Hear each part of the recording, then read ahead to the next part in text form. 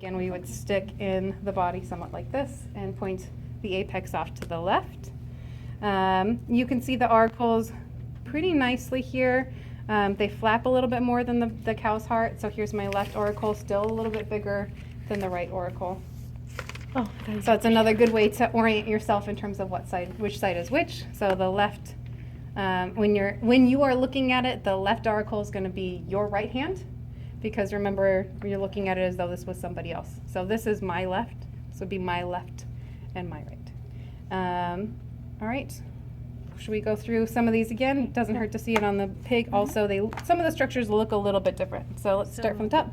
Left and right atria. Okay, so yeah, so the left atria, you can see the top of it here, and then the right atrium over here.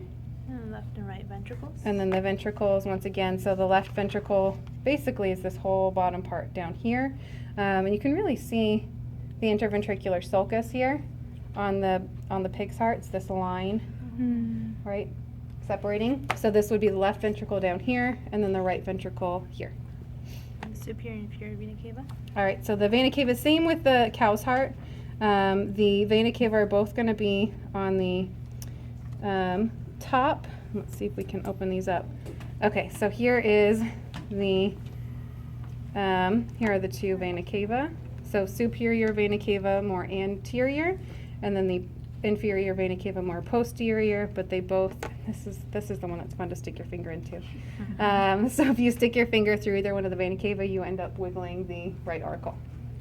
Good times. What else? Pulmonary arteries.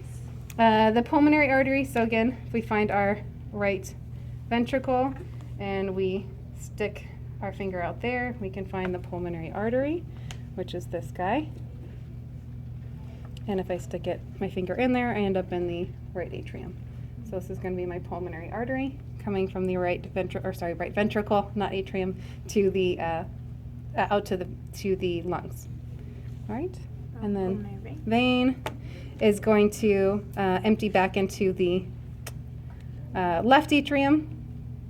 All right, so yep, here we are, right here. So this is going to be my pulmonary vein coming into the left atrium, which has been kind of cut open on that side, but it'll be this one right here. And if I stick my finger in, I wiggle the left auricle. So right here. The aorta. And then the aorta, again, the big one in the middle. And if I stick my finger through there, I end up in the left ventricle. So, get stuck finger. It's usually the one that's most rigid.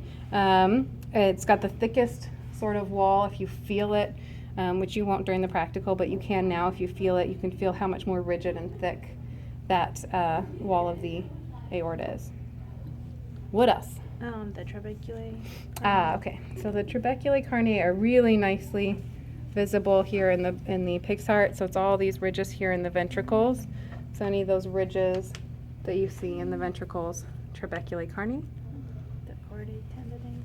And then you can see those lovely things here, all of these cords that are connecting to the valves. All those cords there. And then this is going to be your papillary muscle and I don't know why I'm showing it to you upside down. It's confusing. Papillary muscle. That's what all the chordae tendineae are extending from, papillary. And you can see it on the other side too. You can see all your trabeculae carneae, all these interlacing little bits, the chordae tendineae, and then this would be papillary muscle down there. Pectinate muscle. The pectinate muscles, so you can see them a lot easier here. The pectinate muscles, they look like the trabeculae carneae, but they're in the atria. So they're these ridges or bumps in the atria. Those are the papillary muscles. You can see them really nicely there in the left atrium. And you know the atria are not completely covered in those ridges. The ventricles are pretty much completely covered in those ridges, but the atria tend to have these smooth parts also. See if we can get into the, I don't think the right atrium's really dissected out in this one. That's okay. What else? Tricuspid valve.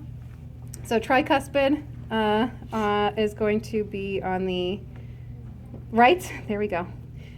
So that's, again, the valve that's going to separate the ventricle from the atrium on the right side. So it's you can see the chordate tendineae. It's kind of been cut in half, so you don't see the entire valve, but this would be right here. Oh. Okay, and then bicuspid on the other side, and it's really been cut in half, so this is all bicuspid valve, what the chordate tendineae are attaching to this flap